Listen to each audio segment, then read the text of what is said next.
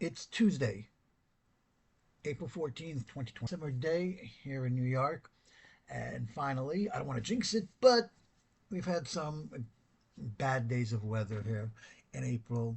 Weird, I know, but I don't want to jinx it. But it is pretty much in the 80s today. Anyway, I was going to talk about the Donald Trump Hope thing, but I decided, you know what, people need a break from that. It's getting monotonous and tiring that every day it's Trump this, Trump that. And Donald Trump must be the only president in the United States history where every day he's in the news for something. And so people are tired of that. And I thought maybe I could do a podcast that doesn't revolve around him and do something that everyone can actually relate to. And that is basically relationships.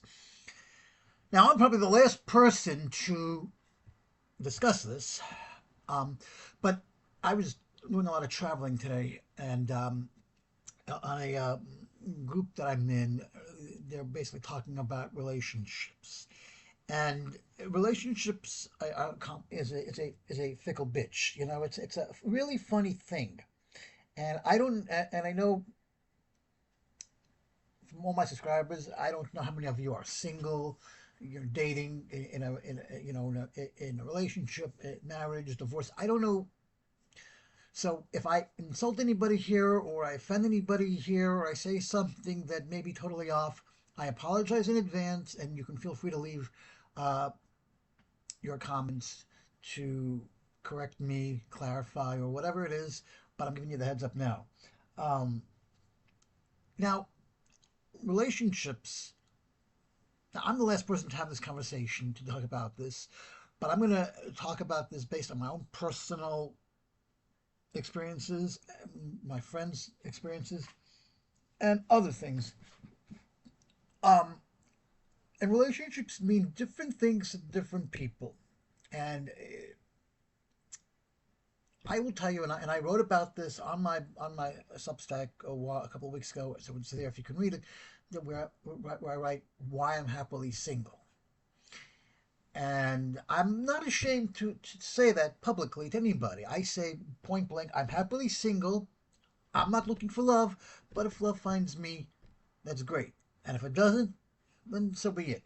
I'm content and I'm happy, living my life as a single person.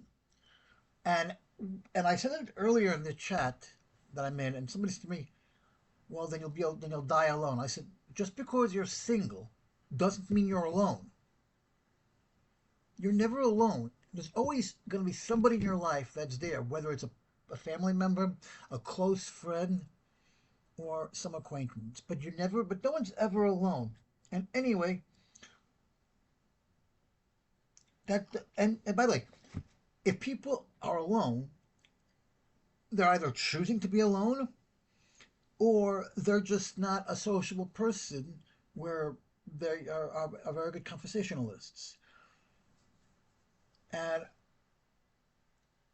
it's really bad when you're when you're in a relationship, when you're in a conversation, and everybody is saying one thing, and there's only one person in that chat that's stubborn and closed-minded and fixated on marriage, and saying that everybody has to get married because they have to have kids.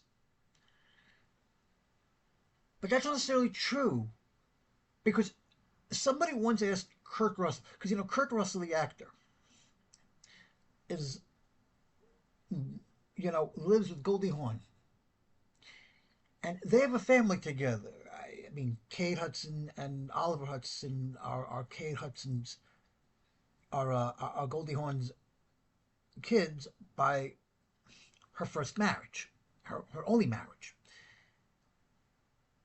and Kurt Russell and Goldie Hawn have children of their own, and they've been living together for years, and they have kids. And somebody once, and an entertainment reporter once asked Kurt Russell why they're not married and will they ever get married? And Kurt Russell's response was, "What's marriage but a piece of paper to say you love each other and live together?" Something that he already does. And I thought about that, and I'm like, he's right. Marriage is just a piece of paper that has to, that just proves, that just makes it official. But if two people are happy and they already have a family, well, why get married? Because sometimes marriage can ruin the dynamics you have. You know. Now I'm a 46-year-old male, and I'm not afraid to say that. At this point, I can go either way, and as I got older, I realized, and I'm publicly sharing this to a bunch of people on my Substack, and so this is way out of my comfort zone. But as I got older, I realize now why there are more pros to not having kids than there are cons. And it doesn't have to, and it has nothing to do with being selfish or anything like that. Look, I have a friend, and her kids took a liking to me. Her kids are their kids are young, and they're like 4, 8, and 10, and they took a liking to me. And so the other day, over Passover, we had a fair in our house, in our neighborhood, and so I offered to take him to the fair. 3 of them, and I realized and I'm thinking to myself, this is what it's like to be a father. This is what it's like to be a parent. You have 3 kids, and you have a big responsibility, and it takes a lot out of you because think about this: you have to watch what you say. You can't go wander off and do your own thing, and you have to be on top of them and watch them like a hawk. And you have to be around them, and they're going to bitch, they're going to complain, and they're going to cry, and they're going to tell you they want this, they want that, and you have to like play the bad guy sometimes, and it does take a lot out of you. Now, to each his own. Whether or not, I'm not going to say being a parent is a bad thing. I'm not going to say having children are a bad thing. To each his own, and respect for the jobs you do as parents, you know. But it's not for everybody. Some people know how to have kids; they just don't know how to be parents, you know. Some people know how to be parents; they just, you know. But I realized the pros of not having kids, and again, this may come off as bitchy, but when you don't have kids, you have more freedom to do as you please. That you can travel more, you have more money because you don't have to worry about tuition or kids, or anything like that. You have the freedom to come and go as you please. You can go on vacation anytime you want. You don't have to worry about going out and being home, and being home early because you have to be home for the kids. Does it sound selfish? Maybe, but again, marriage in today's society, you have relationships where people are already living together. So what's marriage? You're just making it official. Okay, big deal. If you can have children out of wedlock, then and you can live together before your marriage, then what difference does it make if you're married or not? What really changes? Any problems you have as a husband and wife, you can have those same problems as a couple, as a boyfriend or girlfriend. And the same thing goes as friends, by the way. Because whatever rules apply as a friendship applies twice as much as being in a relationship, and even double and even triple that in marriage. But they all go hand in hand. Communication, uh, communication, understanding each other, being there for each other, thinking about each other, you know, it all goes hand in hand. Marriage,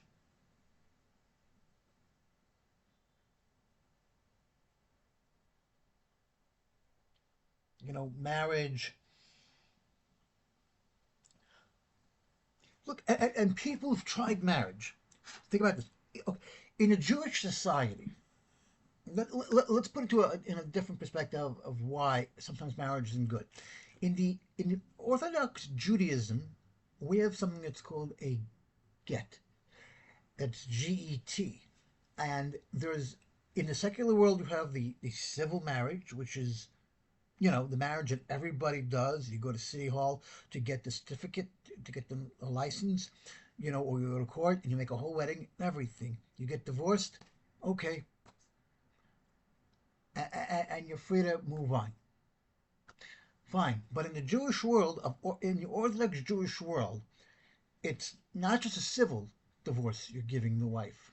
It's also something called a get, which means that if the wife wants the divorce, the husband's going to get it. Now, the husband has to give it. Now, in the Orthodox Judaism, if the husband refuses to give the get, which unfortunately is a lot of them, then you are still considered marriage by Jewish law, which means which means the wife can't ever marry ever again until the husband gives her that get. Something that the courts have now recognized in the state of, as far as I know, in the state of New York. I don't know about other states, but in the state of New York, courts have now recognized that. However, there's also something called a Jewish court, which is called a Beis Din, and in that court you sit by a. But now, happily, I've never had to. Luckily for me, I've never had to do this. But from what I understand, it's rabbis are in this, and they take the marriage contract that's on the wedding, a ketubah, and they pretty much rip it up, and that makes the marriage null and void. Now, what happens if the husband doesn't show up? Well, that actually happened in a case that I just found recently about somebody that we all know, that I know personally, that there is a public shaming against him, and they released it publicly on a document. For lack of a better word of translating from Hebrew, it's a public shaming, which means don't associate with that person because he's refusing to give his wife a divorce. And rather than try to deal with that, he went and changed his name so that people don't know who he is, as if we are stupid. To back up on this theory is that they give you a chance to show up to the court and whatever requirements you have to meet. And if you don't, they make the public shaming. But and it becomes even worse if you have kids, because now the husband could attempt to use the kids against the wife, by the mother, by brainwashing them and turning them against their mother. Basically, holding the wife hostage. And there are women out there who have been like this for years, where they would get married at say 21 or 22, and now they are 28. They're divorced, and the husband doesn't want to give the divorce, doesn't want to give the get, and in some cases the husband will disappear. The husband will disappear and start an entire new life, date somebody else, even get married to them. All while the first wife is suffering and cannot marry anybody. Is this fair? Absolutely not. But this is what happened. And not to be biased, in the secular world, it's like this too. Marriage will change a person to the point where they were great as a couple, as a boyfriend, girlfriend, and they were dating, and it was fine. And they got married, and then things just started, turning bad. Now, I'm not saying marriages are bad for everybody. I'm not saying that people shouldn't get married and everything. And again, I'm the last person to qualify to be speaking about relationships. But I'm also going to be basing on my experience in about pretty quickly, pretty soon.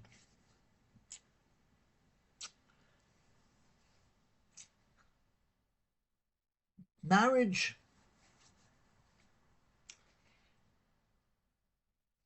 marriage is a beautiful thing. from what I understand, from what I've seen from other people. And there are a lot of marriages where people have been married for 10 years. Look, my siblings are all married. They're all married, okay, and they're happily married. My sister just had another baby girl, so you know, my brother. Just to show you how old I am, I just found out recently that my niece, my very first niece, because my brother was the first one to get married, she has a boyfriend now. She's dating. And I said to myself, wow, I feel old. I feel old. That she's actually dating now. And I remember my niece when she was, a little girl. And now she's gone and spread her wings. And now she's out on her own.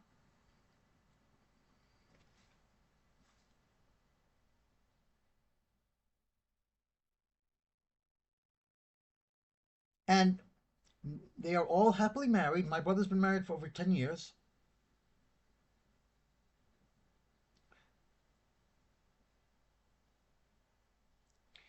And they're happy. And the person in the chat said people who are married are happy.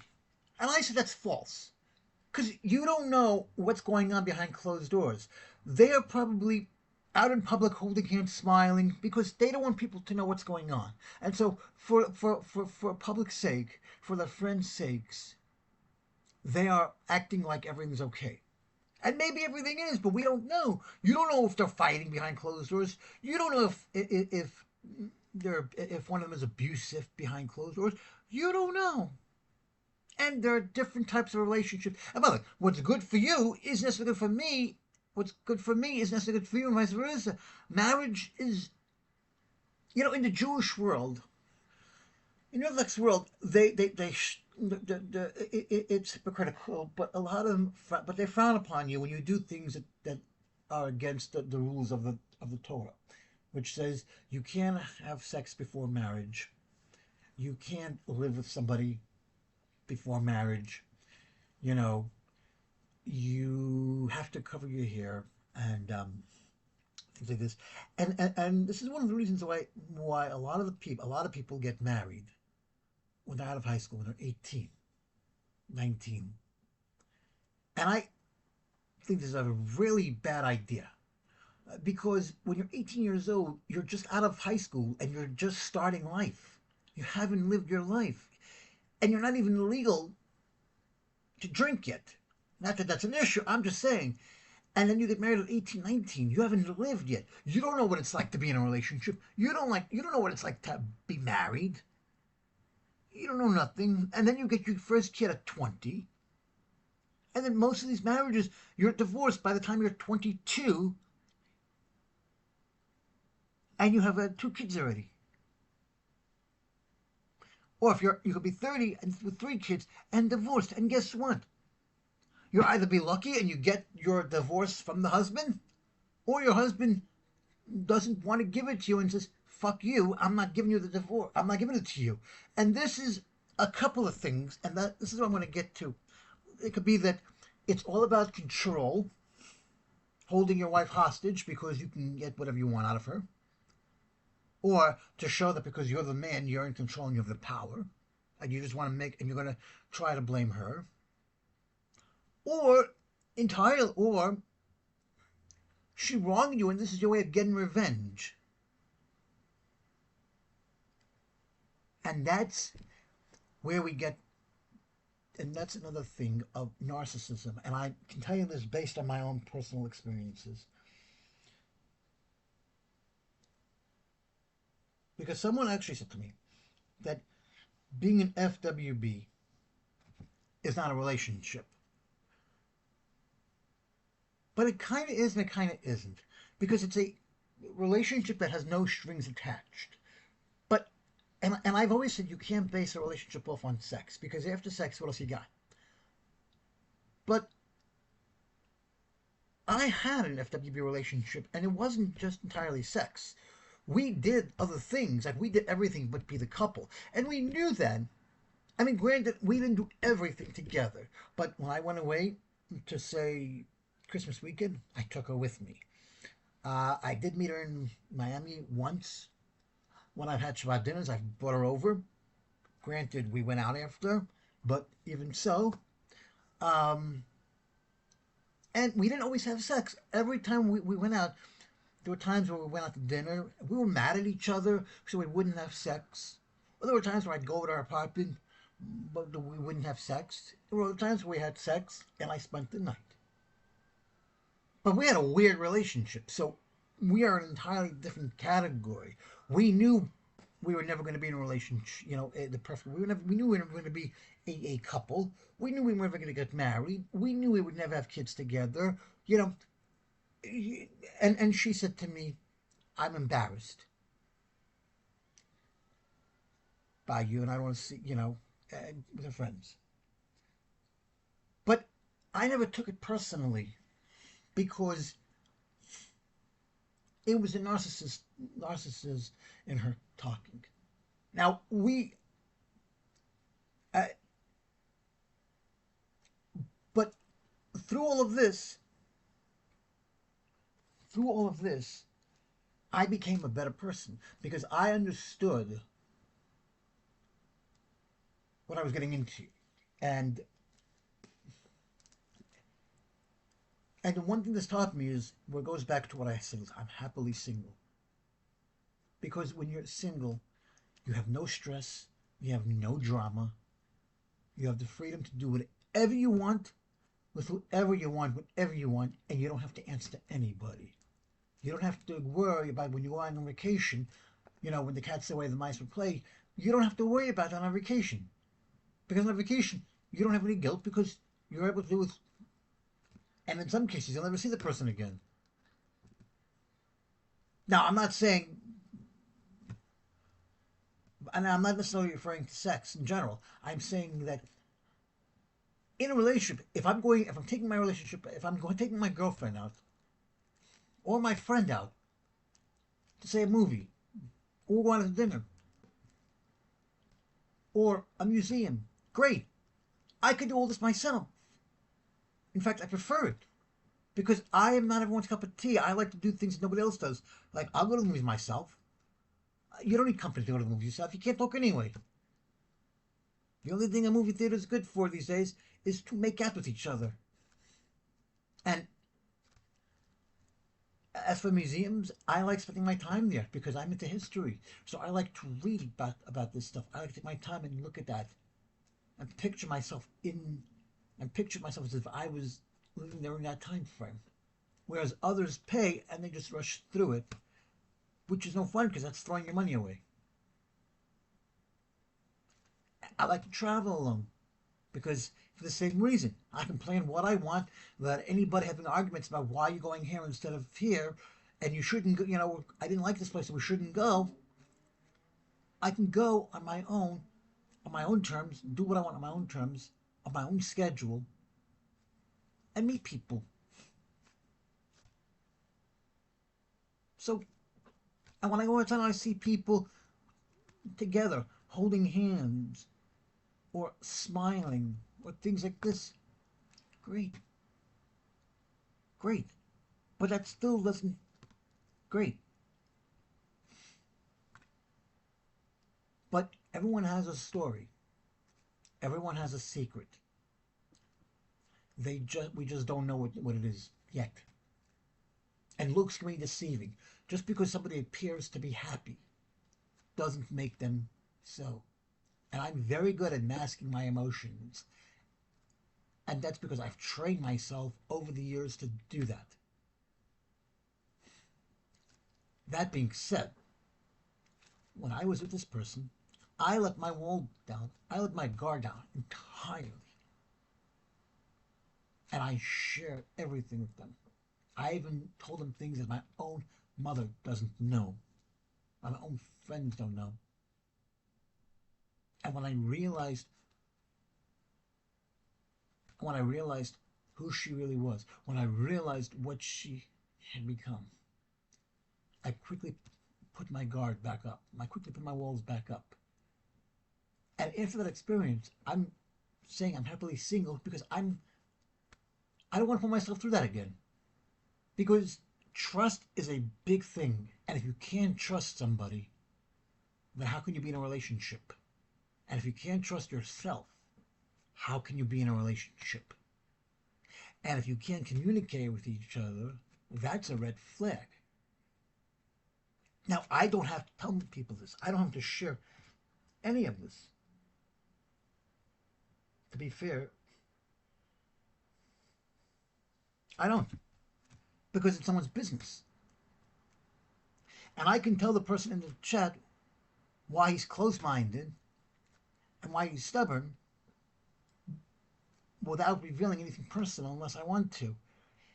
And your answer is because that's how I was brought up. Great. But our world, but the world changed from the years we grew up. Okay? People that are growing up today, children that are growing up today, have no idea what it was like back when we grew up. When I grew up, we had no cell phones. We had things like Lisa Frank. Do you remember that Lisa Frank in the 90s? Do you remember Fox? You remember the Fox lineup of Saturday morning cartoons? Remember? Do you remember all that? We had no cell phones. We had no streaming services. We actually had to, when we went to the park, we actually had to talk to people. We actually were able to enjoy nature free of distractions. When we went to the bathroom, I remember when I used to go to school, I used to take a train every single day, and I took a book to read. Because we had no service on the subway. Like instead, today you can use your phone on the subway, underground. At least in New York, I don't know about other states. And I remember those days. We had to take a book on the train. I mean, today people still read books on the train. But today, they have a choice to do that. But back in the day, we had no choice. We had to take our book and we had to read it. I'm sitting here right now recording this, and I'm looking at the book by Patrick Stewart, Making It So. I'm still on chapter 4, 4 months after I bought the book. And if I had to take that on the train and read it without a phone, I probably would have been finished with it by now. And phones are a distraction. Today the kids have it easy. Okay, today they have it easy. Because now you have all the teenagers going on TikTok, Instagram, trying to become influencers, trying to fit in with everybody, trying these challenges because they think it looks cool. You watch these movies from the 80s. Back in the day, people fit in because they smoked to fit in. They drank to fit in. You had people like the Fonz, wearing the black leather jackets. And today, people who were born today and are looking at these movies from the 80s, they're like, I don't know how you guys could have survived back then. Today we have the cell phones. But back then we had payphones too. You had to make a collect call. And in fact, I was having this conversation with somebody just the other day about calling cards. Remember the calling cards? It was the biggest scam out there. Girls would find guys to prey on and use the excuse they're in the army and they want to call home. Can you buy them a calling card? It was the biggest thing back then. To call long distance, if you wanted to call a family member in Israel, you needed a calling card. And you put money down and you had to pay for it. Yes, I'm old. I'm dating myself here, but that's the point. Back then, relationships, you actually had to meet in person. There were no dating sites.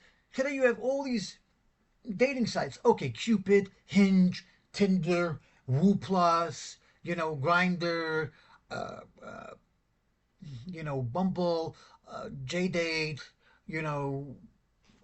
Match.com, eHarmony. Back then, you wanted a date, you had to do it the old-fashioned way. You actually had to go out in public and you had to meet people. I mean, you could do that today too, per se, but now people have dating apps. Which, to be fair, is an entirely different topic altogether. So the kids who are growing up today have no idea that life was a lot harder back then. Because everything back then was more complicated. And I remember those days when you had to scrounge up, before they had MetroCards on the bus, you would have to scrounge up change for the bus. And I remember sometimes I'd have to go on that bus, ask people if they had change of $1. I literally. And I remember the old-fashioned buses where it had a lever, and you had to put the money in. You had to put the money in, and the only way it goes to process the machine was the driver had to push the little lever. There was no computer. There was no computer. There was no announcement saying, you know, this stop is, next stop that, on the bus. On the buses, you had to pay attention to when you got off. But here's the thing. It was a great way to make relationships, to get to know somebody, because on a bus, there was no phone. You had three options. Either talk to talk to a stranger on the bus, look out the window, or read a book, or your magazine, or your newspaper. Today, on a bus, we can be on the phone and listen for the announcements to get off. We don't have to hug to anybody. And back then it was a lot easier to keep relationships because there were no distractions. There was no Facebook. There was no WhatsApp. The internet didn't really exist in the 80s. They only came out in the late 90s, the internet. And even when the internet came out, it was still a new thing that not everybody had it. It was all dial-up. And I remember those days of dial-up. It'd be, all the annoying sound. It actually doesn't number on your throat. Okay? And today you're in these relationships, these kids don't have any idea. And they laugh at you like, what's dial-up? What's a landline? What's a rotary? Today you have TV that won't work without the internet. Back then you only had, 5 channels, and you had to have rabbit ear antennas to get the signal? There was no cable. Cable didn't come out until the late 80s, if anything. Well, I think HBO came out in the 80s, but it didn't catch on until later, and it wasn't as big as it is today. And not everybody could afford it either.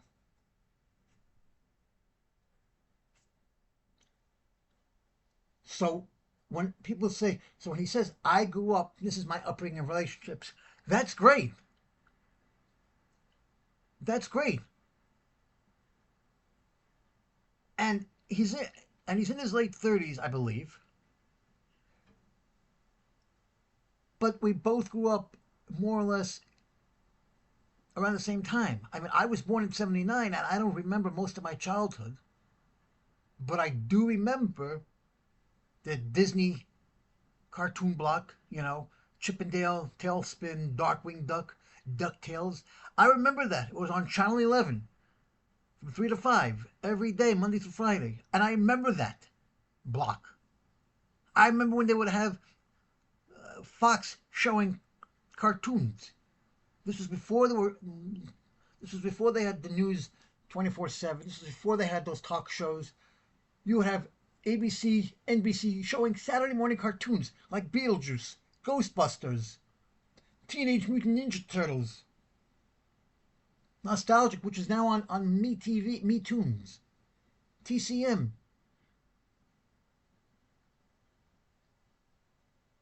But relationships came out of this because you were able to sit together. You were able to sit together and watch them. And relationships would come out of this because it became a ritual. Even in school, during lunch, people would actually have to sit during school lunches and afterwards sit and they would talk. They actually came together, formed friendships through talking in school, through extracurricular activities, school lunches, school trips, after school programs.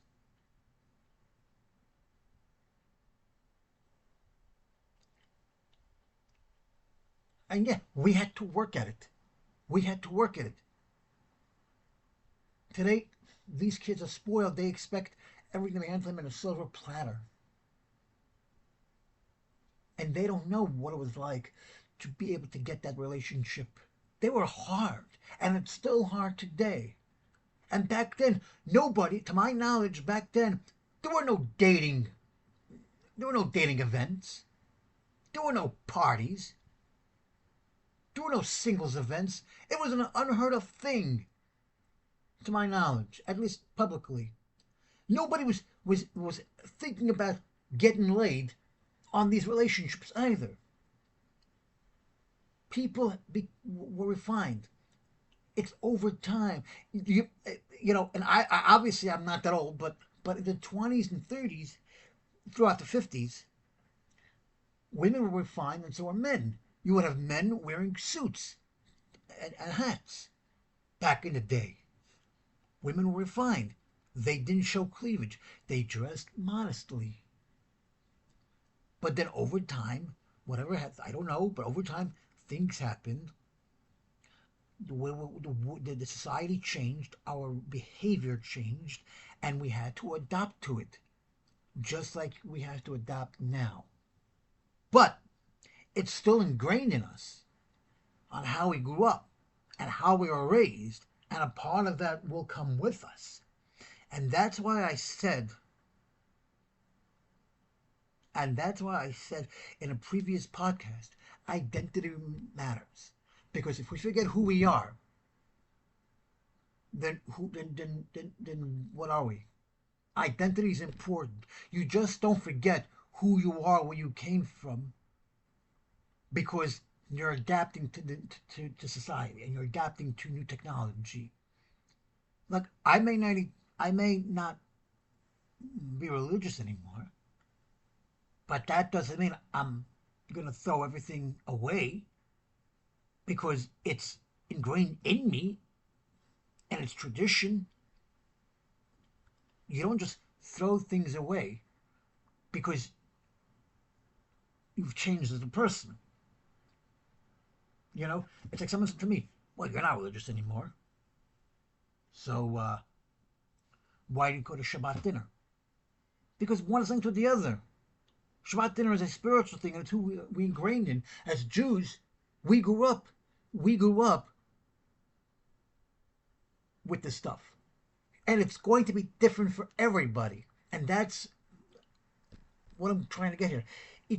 There are different levels of Judaism. There's Orthodox Judaism, where people are, religious. There's Reform. There's Conservative. There's Chabad. There's Modern. There's the ultra Orthodox, or as they call it in Israel, Haredi Jews. And there's different levels. Just like in other religions, there are different levels. There's Christianity, there's Catholic, there's Greek Orthodox, there's Latvian Orthodox, there's Evangelical. And while they may be all similar to each other, everybody observes it in their own way.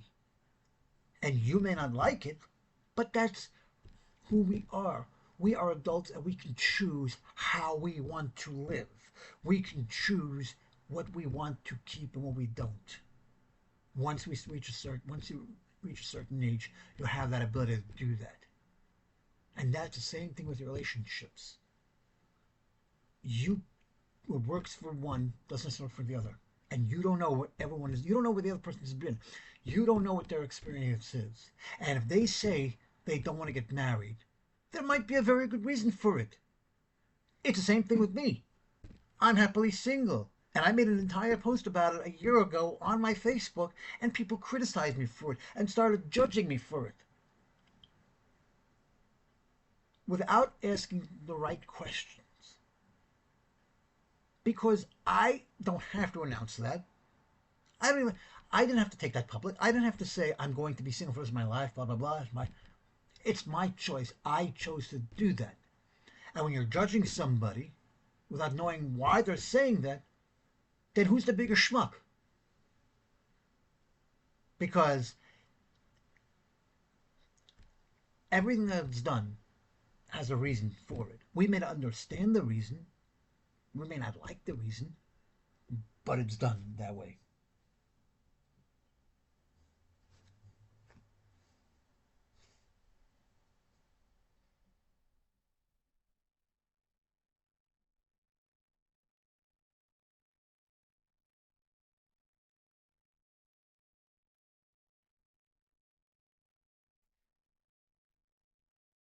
And that is really what I'm getting at here. Everybody wants to be in a relationship, but not everybody wants to get married.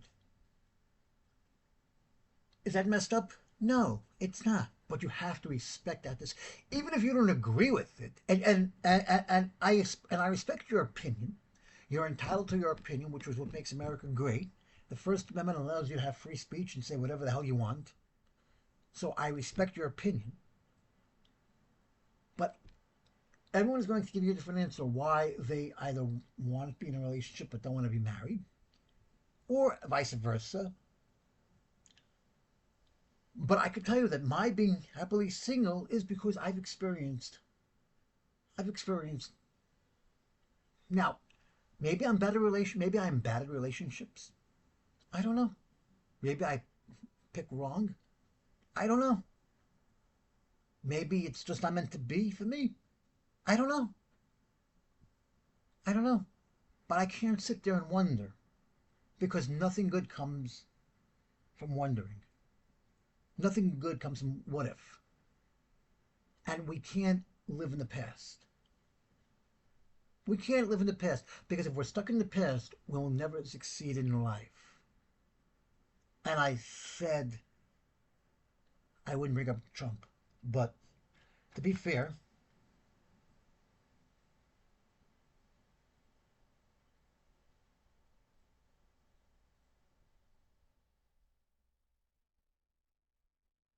but to be fair, he's stuck in the past. He can't move on. He's literally stuck on the election from 6 years ago. And let's assume for a second he's right. But you can't change the past. Whatever happened, happened. And we can only learn from the past and become better people of who we are. We can become better versions of who we are.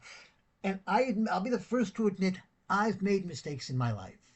Yes, I've made many mistakes in my life. I'd like to say regrets, but I don't believe in regrets. I believe in mistakes because we can't learn from regrets. We can only learn from mistakes.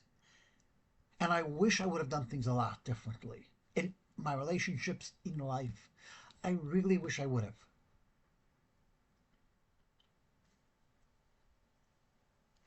And I have to live with that for the rest of my life. I have to deal with that. I'm still dealing with that.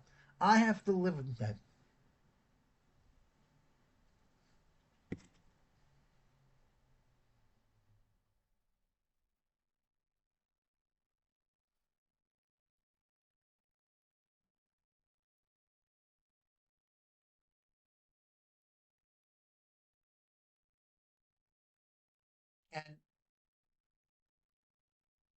And when people tell me that when I say to you I'm happily single, and they say to me you're lying, well, fuck you.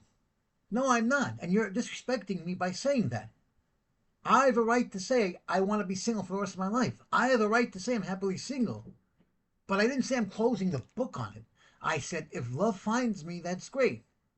I'm not looking, but if it finds me, great. Then I'll be with somebody. But there's no guarantee that if I'm with somebody, I'll be happy. Because you'll always have those fights. You'll always have those fights. You'll always have that stress. You'll always have the drama. Because if people tell you their relationships are perfect, they're just fucking lying to you because no relationship is perfect. Nobody has a perfect relationship. And if they tell you that, then they're just lying. Because everybody comes with baggage, some more than others. And I've learned that the hard way. I've learned that in 6 years. It took me 6 years to learn it the hard way. And I'm dealing with that and I'm suffering for that now. And so when I say I'm happily single, it's because I've been there and I've done that. I've experienced. It's the same thing with people being married. People say, I've been there and done that. I don't want to do it again. And I get it. And when people are married, people don't want to get married for other reasons. They don't want to have to change their lifestyle. They don't have to change, their schedule. They don't have to be tied down. I get it. I get why people want to be single. People get married for all the wrong. There are people who get married for all the wrong reasons. Getting married because all your other friends are doing it isn't a good reason to get married. Because if they all get divorced, are you going to follow suit and get divorced? You have to do what's best for you. And I'm not alone. I have the friends I need in my life to get me by. And I may not always agree with them. And you know what? They will give me tough love. I have a good friend will tell it to your face that you're being an asshole. A good friend will tell you when you're being a dick. And they will be blunt and they will give it to you straight. And that's a friend. And you may not want to hear it. You may not want to hear it. And you may be angry at them. And you may be pissed at them. And you may curse them out. But at the end of the day, you realize they were right. And sometimes you don't want to admit it to them because your pride. Your pride and your dignity. Not ego. Your pride. And I'm telling you from experience, I have good friends that will tell me to shut the fuck up. And I will have friends that will tell me, stop being a dick. And they will tell it to my face. And you know what? They've earned that right because they have been my friend for over 10 years. And so they have earned the right to be blunt with me and to call me out on my bullshit. And I'm not afraid to admit it here on my podcast. I'm not afraid to admit that. And that's what a friend is. And there are a lot of relationships where you're afraid that you're afraid to tell the other person how they feel or how you feel because you're afraid of what's going to happen. That you're afraid that they're going to break up with you or it's going to change the dynamics of the relationship. But that's okay. That's a relationship. Because when you get married, it says, do you solemnly swear to take so-and-so to be your lawfully wedded in sickness and in health, the good and the bad, till death do you part. You got to take the good with the bad. And if you can't tell each other how you really feel, then you got a problem. Because without communication, you got nothing. Because without communication, you have no idea how the other person feels. And without honesty, eventually that's going to come back to creep up on you. And again, relationships are a two-way street. It's not a one-way street.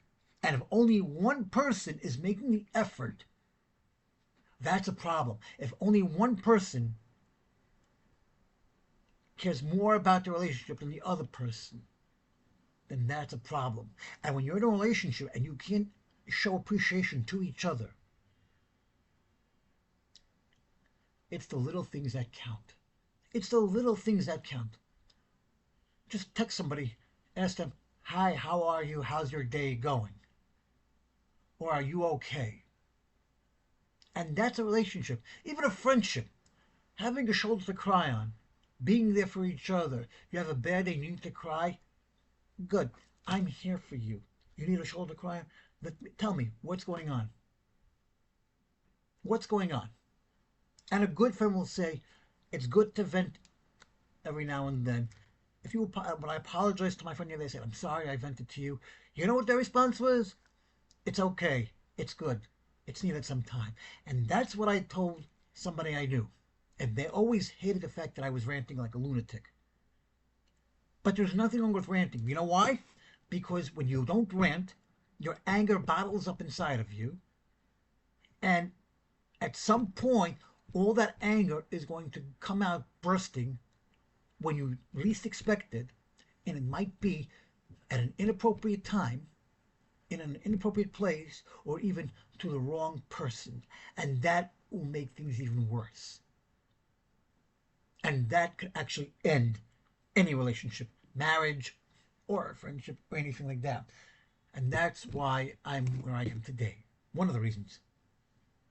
Ranting is healthy. It's good for your mental health. Psychologists actually say you should vent at least once a week and get it all out. And you know what? It's good therapy. I feel better after it. People don't seem to understand. A lot of people refuse to understand that when you rant, when you vent, and you do it in a good way, which is knowing when and where and to who, and you feel better about yourself. And if they're listening to your bullshit, that's a good friend. That's a good girlfriend. or a good boyfriend, because talking goes a long way. And I can be single, and they say if you're single, you're not happy. Really? Who said so? Just because you're miserable, why am I miserable? Just because you fucked up, why am I? Why should I be fucked up with you? You want a girlfriend? Why? Why do you need a girlfriend?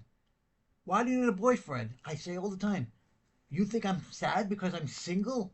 I said, well, first of all, how the hell do you know what I? How do you know I'm sad? And you tell me I'm lying because I'm saying I'm happily single?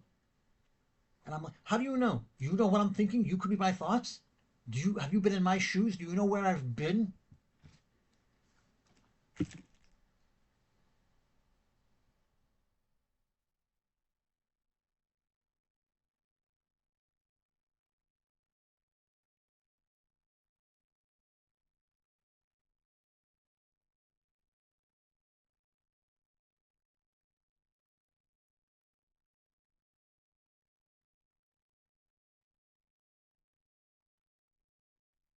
You know, and I find that highly disgusting, and I find that disrespectful when you say to me, "You really want a girlfriend? You just don't want, but you don't want people to know that." No, I am happily single, and I said it today. I said it 3 days ago, and I said it during a dinner over Passover. I said it to everybody in the room at the table. I said I am happily single, but if love finds me, that's great. And when someone says to me, "Well, you're the guy. You're supposed to look," I'm like, "Really? That's society today? That I'm getting tired of all this bullshit where the guy has to be the breadwinner. This is some old school bullshit, grade A bullshit. Because times have changed today. And I will tell you this: back in the 80s, back in the 90s, it was unheard of for a woman to be the CEO of a company. It was unheard of to have women being rocket scientists. You know, it was almost impossible. You would never hear of a woman being in charge of anything. And now today, you have women. You have the commissioner of the WNBA is a woman. You have the CEO of GE. Sorry, of GM, a woman. And now you have women sports anchors. You have women journalists. You have women making more money than men. And for some odd reason, men feel intimidated by this. For some odd reason, men can't fathom the fact that their wife or their girlfriend is making more money than them, and it makes them feel less of a man, which I have no idea why. But don't give me this bullshit that it's a man's job to find a woman. Are you fucking kidding me? No, it's not. If I walk into a bar and a girl notices me and she tells me have a seat, what does I do? I'm sorry. No. And just because you talk to a girl doesn't mean you're gonna get her pants off that night. Doesn't mean you're gonna end up in a relationship with her. Doesn't mean you're gonna change phone numbers. It just means you're having a nice conversation with somebody because because you're in a place alone. There's nobody to talk to, and you're being social, and you know you won't know if you don't try. But that doesn't mean you're gonna be in a relationship. And people don't want to be in relationships because they've been down that road before. They know what it's like. I know what it's like. I've been there. Everybody listening to this podcast has been there in some form or another. They just don't want to admit it. They just don't want to talk about it. It might be painful for them, but you have to find that one person that you can talk to and that you can trust. And yes, I have trust issues. I don't even trust myself. I'll be honest. I don't trust myself. But I'll be honest. I don't have trust. I have trust issues. But that has to do with the fact is that because I've been burnt many times before. I've been hurt. People have stabbed me in the back. People have taken what I've told them in confidence and used it against me. How can I trust people when they take private conversations and tell other people? How can I trust somebody like that? Relationships are based on many things, and trust is one of them. And if I can't trust you, I can't be with you. And if I don't know what you want, because I can't communicate with you, then I have no idea how to fix it. And that's why I say I'm happily single. Because I don't need to, because I have what I need in life. I'm not alone. I have what I need. I have my health. And I said, my liver fatty disease, okay, I did that on my own. I believed in myself that I can do it, and I did it. I didn't think I could, but I had no distractions. I didn't have any girl in my life saying to me, yeah, you're not going to do it because you can't do anything in life. I didn't have anybody talking down to me like that, so I had the confidence to do it. Even one of my friends was trying to tempt me in a good-natured way with candy, trying to give it to me, saying I would cave.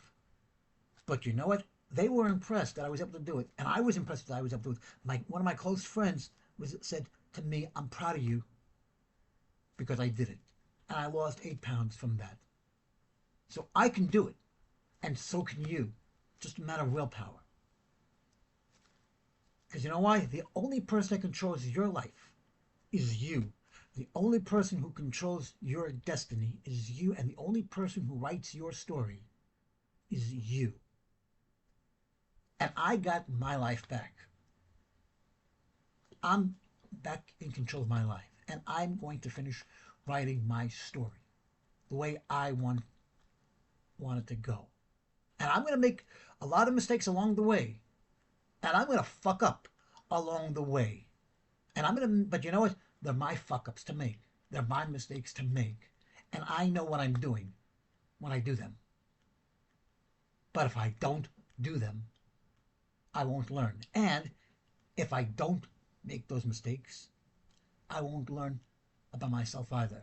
Because in life, we have to make mistakes. We have to fuck up. And I've made many of them. And believe me, I've made so many fuck ups in my life that my life would have been better if I was just a smarter person and I took life more seriously growing up. I would be in a better place right now. My life would be totally different. And who knows? I might have been married with kids by now, if that was the case. But you know what they say? Man plans, God laughs, and that's the way the cookie crumbles. And my life was supposed to become this. I had to live through everything else in order to become the person I am today. And I'm still learning as a person. And I grew up from a broken home. And you can imagine that growing up as a 7-year-old child, coming from a broken home, and people make fun of you because parents are now saying that you now have to, that they don't love you anymore. That's why they get divorced. And they try to use it against you. But you know what? As I got older and I got wiser, I realized it was for the best. I realized it was for the best.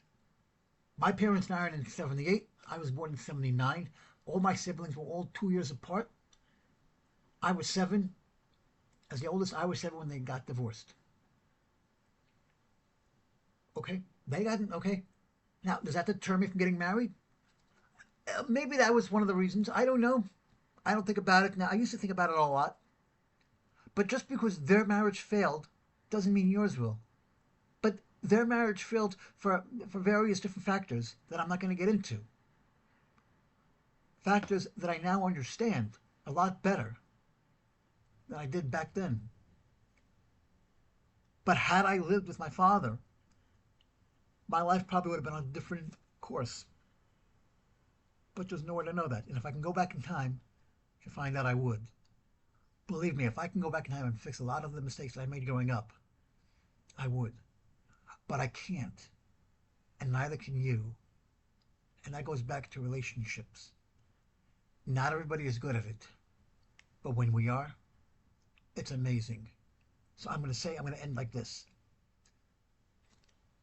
I'm happily single. I have no regrets about it. I have no regrets. I'm enjoying life. I'm happy. I'm healthy. I'm alive. I'm not alone. I just went to a friend's birthday party, and you know what? I just made up with a friend who blocked me a year ago. Okay? And I just saw him now at a birthday party. We made up. We made up. And I asked him point blank, now that we're friends again, now we hit it off again, can we go back to being friends? Can you unblock me? And you know what? We are. Everything happens for a reason. We may not know the reason, but everything happens for a reason. And I'm back in the chat that I was kicked out of. And I may not like the politics of that group, and I don't mean politically, I mean overall. But I've learned to keep my mouth shut. So if they have 120 messages, if they start talking at like first thing in the morning and they don't shut up, okay, mute the chat. Keep your mouth shut. If they say things you don't agree with, and that's how this whole podcast started to begin with. But if they say things you don't agree with, you know what? Life is too short. Because you can be here today and tomorrow, poof. And if you could make amends with each other, if I can make amends with somebody else, with a guy, then I can make amends with others. But you have to want to do that.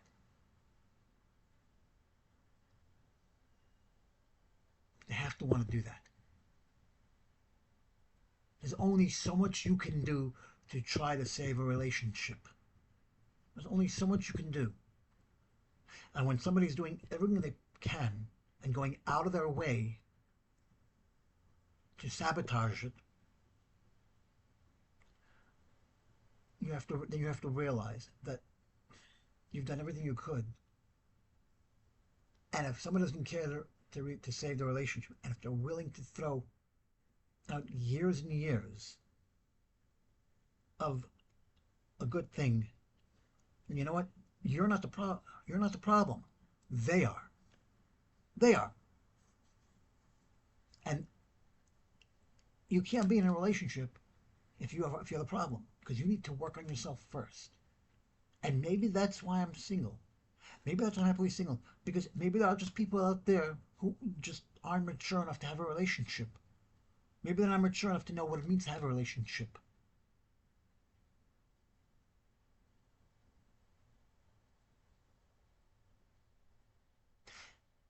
But relationships mean different things to different people. And like he said in the chat, marriage is the way to go. And great, that's your opinion. But if everyone else is telling you otherwise, and you're telling them they're all wrong, then maybe you're the problem. Maybe you're the one that's closed-minded and not and fixated on one thing only. Maybe you're the problem. Why is it so important to you that everyone must be married? Why is everyone else wrong and you're right? Are you a narcissist? Are you stubborn? Everyone is everyone is out to their opinion. Opinions aren't right and wrong. It's just your viewpoint, and we have a right to disagree. We have a right to disagree with you. But when everyone is saying pretty much the same thing, and you're fixated on marriage because that's how you were brought up, fine. That's how you were brought up. But don't put it on everybody else.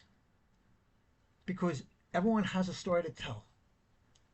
And they'll tell it if they're ready to tell it. But it's not your place to tell people what they should and shouldn't do. And people change with times. As Harry Styles says, the sign of the times. That's right. The sign of the times, we change with the times. The world sucks. But that's the way life is. The world sucks. But it's the way the world works. We have to learn to adapt with the times.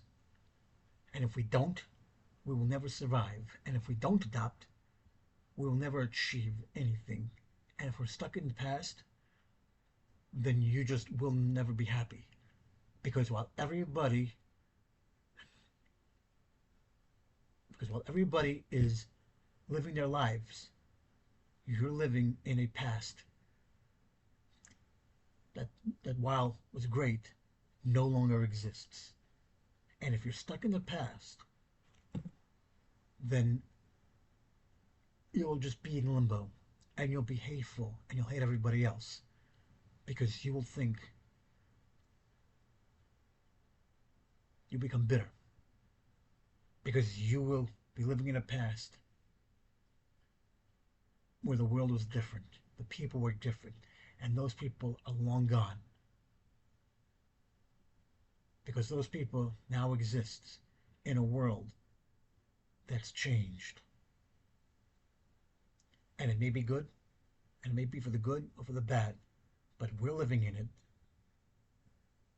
and we have to live together, and we have to respect everybody's opinion. You want to get married, fine. But if I don't want to get married, or he doesn't want to get married, or she doesn't want to get married, and they're explaining to you why, then respect that decision. You know why? Because if you think everyone has to get married, then guess what? You're the asshole. You'll be the one that's alienated from everybody else, and you're going to be the one who's going to be single and alone. And if that's what you want, then so be it. But I will say it again, I'm happily single. I'm not looking for love, but if love finds me, that's great. And to end it, I'm sure other people feel the same way I do. They just will never admit it because either they're afraid to, scared to, or don't feel like they need to announce it. But I just want you to know you are not alone. I feel your pain, and it's okay to be single, and it's okay if you're alone. But we can be single and alone together.